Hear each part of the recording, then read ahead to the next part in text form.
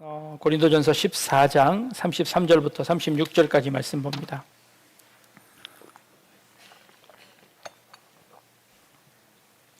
고린도전서 14장 33절에서 36절까지 말씀입니다. 한 절씩 돌아가면서 읽습니다. 하나님은 무질서의 하나님이 아니시오 오직 화평의 하나님이시니라. 모든 성도가 교회에서 함과 같이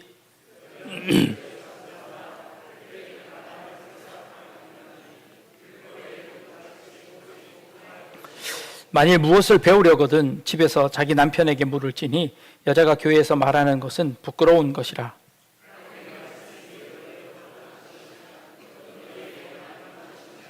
네, 36절까지만 보았습니다. 세상에는 변하지 않는 법칙이 있습니다.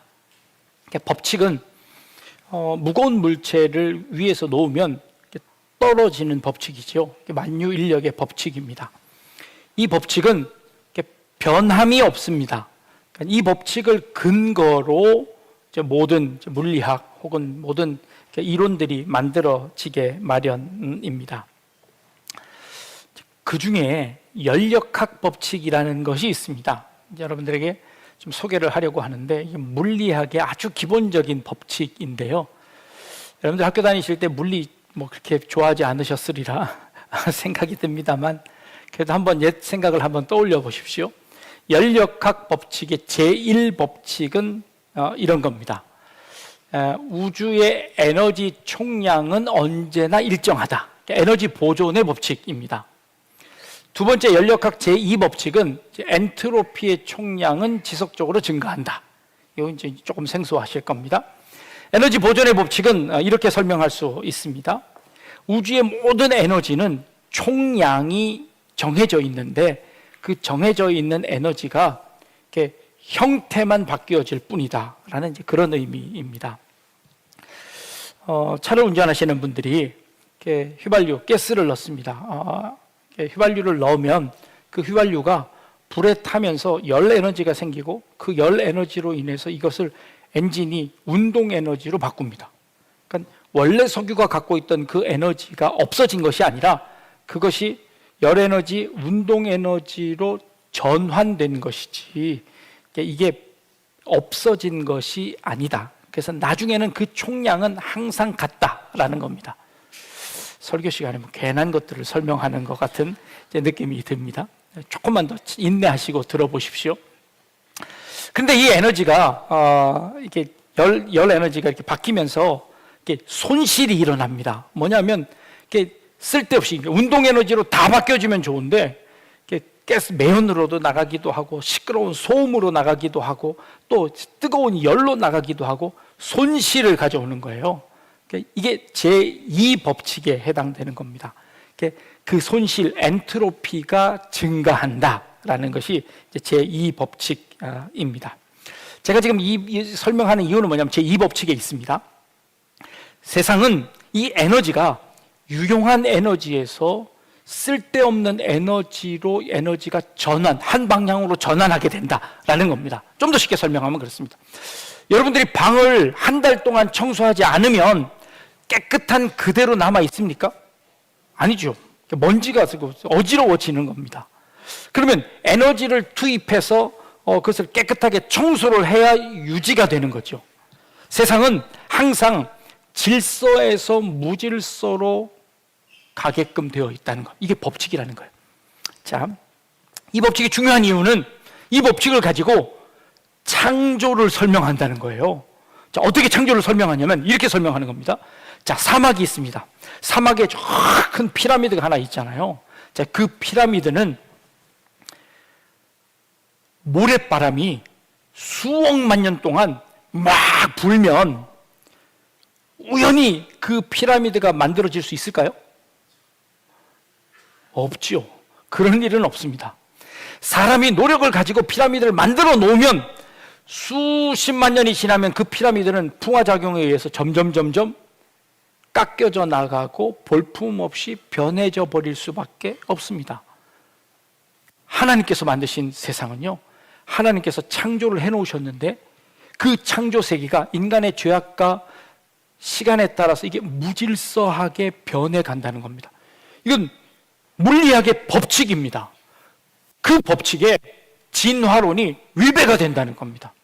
어떻게 우연히 그런 피라미드가 생겨질 수 있느냐? 어떻게 우연히 인간이 만들어질 수 있느냐? 하나님께서 만들어 놓으셨고 그 만들어 놓으신 것이 시간이 지남에 따라 이것이 안 좋아지게끔 되어 있다. 이게 연력학 제2법칙이라는 겁니다. 그런데 이렇게 설명해 놓고 나도 사실은 좀 찜찜한 게 있습니다. 창조를 과학으로 설명할 수는 없습니다. 이에 반대되는 증거들을 진화론자들이 내어놓기는 합니다. 그것도 좀 소개해 드리면 이렇습니다. 확률 이론인데요. 여러분, 동전을 던져서 동전이 앞면이 나올 확률이 몇 %죠? 50%입니다. 50%죠. 자, 그럼 제가 동전을 3번 연거푸 던져서 3번 다 앞면이 나올 확률이 있나요, 없나요? 있죠. 3번 다 앞면이 나올 수 있잖아요. 그죠? 그러면 이 확률이 50%가 맞나요? 안 맞죠. 네, 안 맞습니다. 이 세상에 남자와 여자가 결혼을 해서 자녀를 낳을 때 아들을 낳을 확률과 딸을 낳을 확률은 몇 %죠? 50%. 네, 50%입니다. 근데 진짜 과연 50%일까요? 저는 삼형제 중에 장남입니다. 그리고 아들만 둘 낳습니다. 자, 확률이 맞나요, 안 맞나요? 하나도 안 맞아요. 저희 아내는 딸 5 중에 셋째입니다. 확률이 하나도 안 맞죠. 그런데 이 지구 전체를 보면 남자의 숫자와 여자의 숫자를 보면 비슷합니다. 확률이 맞나요? 확률을 이야기하는 사람들은 이렇게 이야기합니다. 그 숫자를 무한히 반복하면, 이 숫자를 무한히 반복하면 거의 50대 50으로 맞춰질 것이다. 이게 확률이라고 이야기하는 겁니다. 동전을 한 100번쯤 던지면 앞면과 뒷면이 나올 확률이 한 50대 50쯤 비슷하게 나올 겁니다. 연거푸 3번 앞면이 나올 수 있지만 연거푸 3번 뒷면이 나올 수도 있으니 이것이 한 100번쯤 되면 비슷해질 거라는, 이게 확률이죠. 자, 그러면 이 확률을 이번 이렇게 해봅시다. 100개의 동전을 바구니에 넣고 막 흔들어서 탁 놓으면 50%는 앞면, 50%는 뒷면이 나올까요? 그건 알 수 없습니다. 자, 만약 이런 경우도 있을까요? 100개를 막 흔들었는데 100개 다 앞면이 나올 확률이 있을까요? 있죠. 그럴 수도 있죠. 없다고 단정 지을 수 없지요. 진화론자들이 이렇게 얘기하는 겁니다. 그 확률이라는 것이 어떻게 될지 아무도 알 수 없으니 그런 확률로 진화가 되었을 것이다 라고 추측하는 겁니다. 그럴 가능성이 전혀 없지는 않지요. 결국 과학으로 창조를 증명해낼 수는 없지만, 그러나 우리가 이런 것들로 이해하는 데 도움은 되겠다라는 생각은 합니다. 창조는 증명해내는 것이 아니라 사실 믿음의 대상이고 신앙의 대상이다 라고 하는 것을 말씀드리는 겁니다. 자, 이런 과학의 세상을 사회적 현상으로 설명하면 어떻게 될까요? 이 사회는 점차 질서에서 무질서로 갈까요? 아니면 무질서에서 질서로 갈까요? 사람들이 다 자기 마음대로 내버려두면 이 세상은 어떻게 될까요? 무정부 상태가 될 겁니다. 아노미 상태가 될 겁니다. 그래서 저마다 자기 욕심 따라 살 겁니다. 사람들이 사는 데는 점점 사람의 욕심과 인간의 죄 때문에 점점 무질서하게 변해버릴 겁니다. 그래서 에너지를 투입합니다. 법이라는, 정부라는 에너지를 둬서 그 에너지를 통해서 이 사회를 지탱할 수 있는 힘을 만들어냅니다. 그러나 결국 그 정부도 정부끼리 다툼으로 인해서 지금 현재 우리가 벌어지는 세상에 전쟁이 일어나고 있는 것을 볼 수 있습니다. 사회학자 듀르켐이라는 사람은 그래서 사람들이 자살을 한다는 거예요. 사회의 규범이 너무 없어져 버리면 아무것도 할 수 없는 인간의 그 아노미 상태가 되어서 사람들이 자살을 하고요. 또 사회의 규범이 너무 강하면 그것 때문에 견딜 수 없어서 자살을 하게 된다라고 이 사회 현상을 해석하기도 했습니다. 자, 그럼 다시 이 그대로 이 사건을 교회 안으로 한번 가지고 와 보겠습니다. 교회는 어떨까요? 이 교회 안에는 무질서에서 질서로 갈까요? 질서에서 무질서로 갈까요? 우리도 인간입니다. 그래서 이 교회도 가만히 놔두면 질서에서 무질서로 갈 수밖에 없습니다. 그래서 이 세상이 타락했습니다. 그래서 하나님께서 이 무질서한 이 세상에 새로운 질서를 만들어내셨습니다. 그 새로운 질서가 무엇이고 하니 하나님이 직접 인간이 되셔서 예수 그리스도를 이 땅에 보내셔서 그 예수 그리스도를 통하여서 이 땅에 새로운 질서를 만들어내시는 그 일을 하나님께서 행하시는 겁니다. 초대교회에 하나님께서 아주 신적인 권위를 통해서 교회를 만들어내셨습니다. 그리고 그 교회 안에는 어떤 질서가 생겨졌냐 하면 이런 질서입니다. 갈라디아서 3장 28절 말씀을 보시면요, 너희는 유대인이나 헬라인이나 종이나 자유자나 남자나 여자나 다 그리스도 예수 안에서 하나입니다. 갈라디아 3장 28절 말씀에 바울이 혁명적인 선언을 하고 있습니다. 그 당시의 사회는요, 유대 사회는 유대인과 헬라인은 같이 상종도 대화도 하지 않는 그런 사람들이었습니다. 종과 자유자는요, 종은 사람 취급도 못 받았습니다. 그냥 물건 취급받았습니다. 어느 때 죽여도 상관없을 어떠한 인권도 존재하지 않는 종과 자유는 완전히 다른 사람이었습니다. 남자와 여자는요, 여자는 숫자를 세는 가운데 들어가지도 않을 정도로 남자와 여자의 차별은 대단한 차별이었습니다. 그런데 사도 바울이 혁명과 같은 선언을 하는 겁니다. 유대인, 헬라인, 남자, 여자, 종, 자유자, 이 모든 것은 그리스도 안에서 하나라고 이 하나 되는 혁명적인 선언을 해내는 겁니다. 그것이 처음 교회의 출발이었습니다. 그 당시 사회로서는 감당할 수 없는 법이었습니다. 그래서 그 사회에서는 그것으로 인해서 엄청난 충돌이 있었습니다. 그러나 교회 안에서는 이것이 아무 문제도 없었습니다. 교회 안에 혁명적으로 예수 그리스도로 인해서 모두가 하나가 되는 역사가 있었다는 것, 우린 성경을 통해서 알게 됩니다. 그리고 그 교회 때문에, 교회의 이 사상 때문에 지금 이 남녀 평등의 시대가 이만큼 발전되게 되었다는 것, 우리 너무나 잘 알고 있습니다. 자, 이것을 전제로 합니다. 그런데 오늘 본문은 우리를 당황하게 만듭니다. 어떻게 당황하게 만드냐면, 여자는 교회에서 잠잠하라 라는 이제 말씀이 나오는 겁니다. 교회 안에 남자와 여자의 비율을 보면 누가 더 많을까요?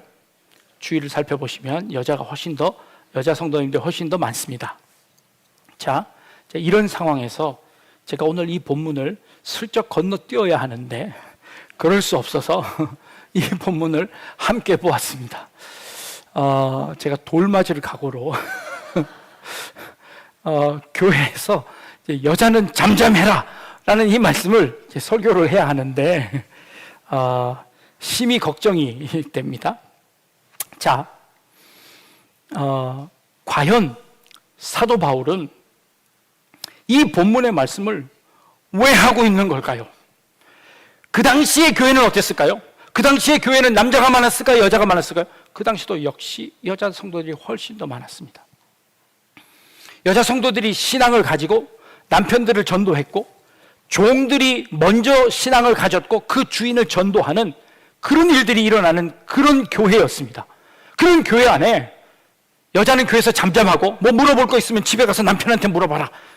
이제 이 말이 지금 여기 본문에 쓰여 있는 겁니다. 사도 바울이 지금 제정신이 아닌 것 아닐까요? 아니, 조금 전까지는 유대인이나 헬라인이나 주인이나 종이나 남자나 여자나 다 그리스도 안에서 하나라고 해놓고 지금 와서는 여자들은 다 조용해라 라고 하는 말이 이게 도대체 무슨 뜻일까요? 난해 구절입니다. 이 본문을 어떻게 해석하느냐에 따라서 지금 상당히 많은 첨예한 문제들이 대두되고 있습니다. 사실 이번 9월 달에 열릴 우리 교회가 속해져 있는 총회의 교단에서도 지금 이 본문의 해석을 놓고 여성들에게 설교할 수 있는 권한을 줄 거냐 말 거냐를 이제 투표하게 될 겁니다. 이 투표, 작년에도 투표했는데 부결이 돼서 안 하기로 했습니다. 근데 올해 또 투표를 할 겁니다. 매년 투표를 할 겁니다. 왜냐하면 우리 여자 신학생들, 여성 성도들이 계속해서 이 의견을 올리기 때문입니다. 지치지 않고 끝까지 이 일이 해결될 때까지 계속 올릴 겁니다. 그래서 이제 그 문제가 어떻게 될지 이제 첨예한 대립 가운데 있는데 그때마다 이 본문이 올라옵니다. 그리고 이걸 어떻게 해석할 건가라는 문제가 발생되는 겁니다. 제가 이 본문을 해석하는 수많은 학자들의 해석을 살펴보면서 몇 가지로 구분해서 여러분들에게 소개하려고 합니다. 첫 번째는요, 여자는 교회에서 잠잠하라라는 이 문자를, 이 성경을 문자 그대로 해석하는 겁니다. 자, 그러면 어떻게 해석이 되냐면 이렇습니다. 당시 고린도 교회에 전혀 여자들이 이야기할 수 없는 여성들의 권한들이 땅바닥에 떨어져 있는 그 가운데 사도 바울이 여권을 신장시키고 여자들이 말할 수 있도록 교회에서 해주었더니 그 여성들이 자유를 갖게 되어서 그 자유를 가진 여성들 중에 소위 입담이 센 여성들이 교회를 좌지우지하기 시작했다. 그래서 사도 바울이 그 교회 안에 그 입 걸걸한 여인들을 향하여서 너희들은 좀 잠잠해라 라고 했을 것이다 라고 하는 해석이 첫 번째입니다. 그리고 이 말은 더 강하게 나아가면 율법에 이야기했던 것처럼 남자와 여자의 차별성을 그대로 강조해서 남자와 여자의 구별을 강조해 이 사도 바울이 그 당시에 율법을 강조하던 그대로 강조해서 여성들이 교회에서 말할 수 없도록 만들어내는 그런 뜻이었을 것이다 라고 해석하는 겁니다. 그 뜻을 받아들여서 지금까지 여성들에게 안수를 주지 않는 일들이 있었습니다. 근데 이렇게 해석해 놓고 나니까 문제가 많이 생기는 거예요. 아까 말했던 것처럼 사도 바울이 원래 얘기했던 그 논지와 전혀 다른 거잖아요. 지금 사도 바울이 어디서는 이렇게 얘기하고 어디서는 이렇게 얘기하고 이건 사도 바울의 글이 아니다 라고 하는 해석이 그 다음 해석입니다. 그 다음 해석을 보니까 이렇습니다.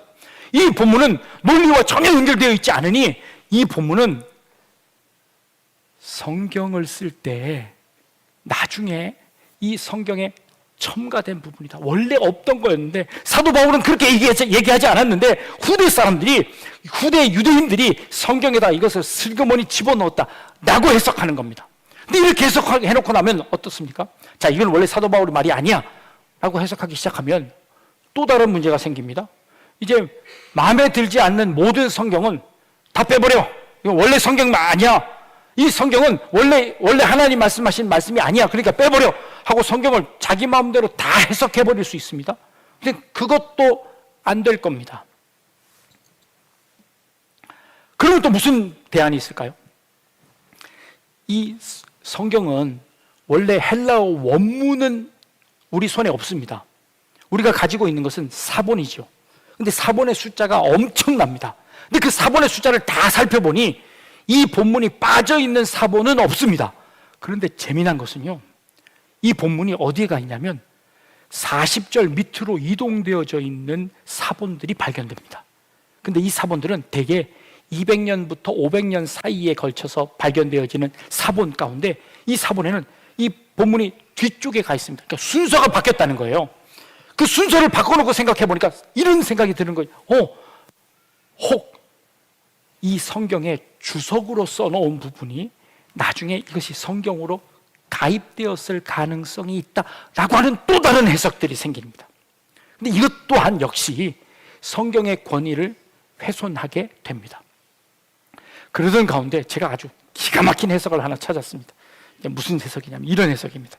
자, 이게 두 개 다 마음에 안 들어요. 그죠? 근데 그 다음 해석은 어떤 해석이냐면 이런 해석입니다.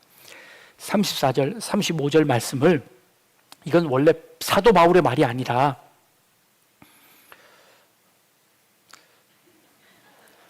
여러분 지금 따라오고 계신 거죠? 저만 재밌어 하는 거 아니죠? 네. 자, 34절, 35절 말씀이 원래 사도 바울의 말이 아니라 그 당시에 교회에 있던 유대인들이 하던 말을 사도 바울이 인용했을 뿐이다. 이 말은 사도 바울의 논지가 아니라 사도 바울이 인용한 것이다. 자, 그렇게 해서 읽으면 어떻게 되냐면 이렇습니다. 여자는 교회에서 잠잠하라. 그들에게 말하는 것은 허락함이 없나니 율법에 이른 것처럼 복종해라. 만일 뭐 배우거든 집에 가서 남편한테 물어라 라고 말하는 유대인들이 있는데, 그렇다면 하나님의 말씀이 너희 남자들한테로만 난 것이냐, 또 너희에게만 임한 것이냐 라고 해석할 수 있습니다. 이렇게 해석을 하면 이 논리적으로 이해가 되는 거예요. 아, 이건 사도 바울의 해석이 아니라 사도 바울이 그 당시에 남자들이 했던 이야기들을 인용했고, 그것이 아니라 하나님께서는 모든 사람에게 말씀하셨다라고 해석을 하는 겁니다. 그러면 이제 문제가 싹 다 해결이 되는 거죠. 그런데 여기엔 또 다른 문제가 있습니다. 어떤 문제가 있냐면 사도 바울이 이 고린도전서 안에 한 번도 다른 사람의 말을 인용할 때 이런 방식으로 인용하지 않았다는 겁니다. 그리고 인용할 때는 인용 부호를 붙이거나 아니면 접속사를 붙이는데 그 접속사를 붙인 흔적이 없다는 거예요. 그래서 이게 사도 바울이 진짜 그 말이 그런 뜻이었는지 아니었는지를 알 수가 없다고 주장하는 학자들이 또 있는 거예요. 이제 진짜 그 중에 또 어떤 학자들은 이렇게 이야기합니다. 아, 요거는 원래 결혼한 여자들, 이 단어가 이제 결혼한 여자들에 대한 단어예요. 결혼한 여자들이 남편과 함께 교회에 왔는데 하나님께서 성령의 은사를 주셔서 각각 예언을 하게 됐다는 거예요. 근데 각각 예언을 했는데 남자의 예언과 여자의 예언이, 남편의 예언과 부인의 예언이 다른 거예요. 이럴 때 이 두 사람이 교회에 와서 싸우더라는 거예요. 그러니까 사도 바울이 뭐라고 하냐, 야, 부부싸움은 집에 가서나 해 라고 한 말이지 이게 전체 여자를 이끄는 말은 아니다 라고 해석하는 또 해석이 있어요. 자, 어떤 해석이 마음에 드십니까? 저는 아무리 봐도 뭐가 정답인지 모르겠습니다. 자, 원래 사도 바울이 했던 의도는 하나일 겁니다. 근데 그 하나의 질서가 시간이 지나면서 이 질서가 무질서로 무너져 버렸습니다. 이 하나의 뜻이 여러 가지의 뜻으로 해석되어져 버렸습니다. 이럴 때 우리는 흐트러진 집을 어떻게 하면 되나요? 어떻게 청소하면 돼요? 에너지를 가해서 청소하면 됩니다. 자, 힘을 가지고 이 한 해석을 끌어내면 됩니다. 그런데 그 힘이 뭘까요? 그 힘이 뭘까요? 이거는 이런 뜻이야 하고 쥐어받고 하면 될까요? 안 됩니다. 우리는 이미 이 해석할 수 있는 자유가 생겼습니다. 그 억눌렸던 여인들에게 자유가 생겨서 그들이 마음 놓고 교회에서 이야기할 수 있는 자유가 생겼는데, 그러면 그 자유가 방종으로 가니 그 자유를 없애라 라고 하면 되나요? 아니요, 그건 정답이 아니죠. 그렇다면 그 자유를 어떻게 활용할 것인가가 문제입니다. 어떻게 활용하면 될까요? 사도 바울이 우리에게 기준을 하나 제시합니다. 그것은 바로 이겁니다. 오늘 우리가 읽은 겁니다. 하나님은 무질서의 하나님이 아니시오 오직 화평의 하나님이시니라 라고 하시는 겁니다. 이걸 하나로 합칠 수 있는 방법은요, 무질서가 아니라 질서의 힘인데 그 질서의 힘은 화평의 하나님이 행하시는 것입니다. 세상이 무질서 있을 때 하나님이 이 모든 것에 한 가지 질서를 주시기 위해 오셨습니다. 그런데 예수님께서 오시는 그 질서의 방법은 힘의 질서가 아니라 십자가의 질서였습니다. 십자가의 은혜를 가지고 자기 자신을 내어줌으로 말미암아 그 교회를 하나 되게 하셨습니다. 유대인이나 헬라인이나 종이나 자유인이나 남자나 여자나 하나 되게 하신 것은 그 모든 것을 다 부수어버리고 예수님께서 하나 되게 하신 것이 아니라 그 모든 것을 끌어안을 수 있는 희생과 자기 비움으로 인하여 그 모든 질서를 하나로 만드셨습니다. 이게 예수님께서 하나로 만드신 화평의 힘이었습니다. 그것으로 말미암아 하나 되게 하셨습니다. 근데 지금 이 시대에는 이것 갖고 싸웁니다. 서로의 자유를 가지고 싸웁니다. 이 자유 가운데, 이 고린도 교회 안에 생긴 문제 가운데 지금 사도 바울이 뭐라고 이야기하면 하나님은 화평의 하나님이시다. 그러니 너희 가운데 이 화평으로 말미암아 질서를 유지하도록 해라 라고 말씀하십니다. 그러면서 우리가 읽지 않았지만 40절 말씀에 이런 말씀을 합니다. 모든 것을 품위 있게 하고 질서 있게 해라 라고 말씀하십니다. 이게 사도 바울이 우리에게 주시는 기준입니다. 우리의 삶을 살아가면서 불합리하게 당하는 고통들이 있습니다. 내가 이해되지 않는 일들이 우리 삶 가운데 많이 벌어집니다. 그때마다 그 억울함을 인하여 싸워야 합니다. 그리고 그 억울함을 고쳐내야 합니다. 반드시 이겨내야 합니다. 그러나 그 방법 가운데 우리가 잃지 말아야 하는 것, 품위입니다. 질서입니다. 이 품위는 영어로 번역될 때 dignity라고 번역합니다. 우리의 고귀함입니다. 하나님은 우리를 하나님의 자녀로 삼아주셨습니다. 우리는 하나님의 자녀입니다. 자녀로서의 그 품위와 그 고귀함을 가지고 있습니다. 그 고귀함이 훼손되지 않도록 그 질서 있게 행하라는 겁니다. 우리의 이 힘을 인하여서, 우리가 가진 그 능력을 인하여서, 우리가 가진 예언의 그 은사를 인하여서 우리가 무엇이든지 할 수 있습니다. 그 자유가 우리에게 주어졌습니다. 그러나 그 자유는 품위 있게 그리고 질서 있게 행해야 합니다. 우리의 인생 가운데, 우리의 삶 가운데 때로는 이해되지 않는 일들이 우리에게 생겨질 수 있습니다. 그럴 때마다 우리는 무엇이 옳은지 사실은 잘 모를 때도 많습니다. 이 일이 어떻게 해석되어질지, 세월이 지나서 어떻게 될지 모릅니다. 한국에 있는 모든 교단들이, 아니 이 모든 교회에서 여성들에게 안수 주지 않는 모든 교단들이 이제 세월이 지나면서 점점 바뀌어져 갔습니다. 주고 안 주고의 문제가 아니라 그것이 교회 안에서 얼마나 품위 있고 질서 있게 유지될 것이냐가 훨씬 더 중요합니다. 그것으로 인하여 교회가 분리된다면, 그것으로 인하여 교회가 훼손된다면, 그것으로 인하여 그리스도의 품위가 손상된다면 그것은 그것보다 더 못한 것이다 라고 말하는 거죠. 그리스도인의 품위는 어디에 있을까요? 우리의 권리를 찾아내는 것 좋습니다. 필요합니다.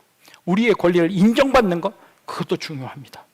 그것보다 더 중요한 것은 우리 교회의 권위와 교회의 위엄과 교회의 품위입니다.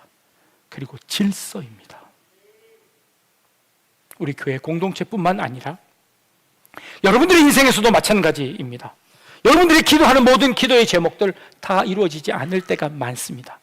그렇다고 해서 그 하나님을 향하여 우리의 믿음의 품위를 잃지 않기를 바랍니다.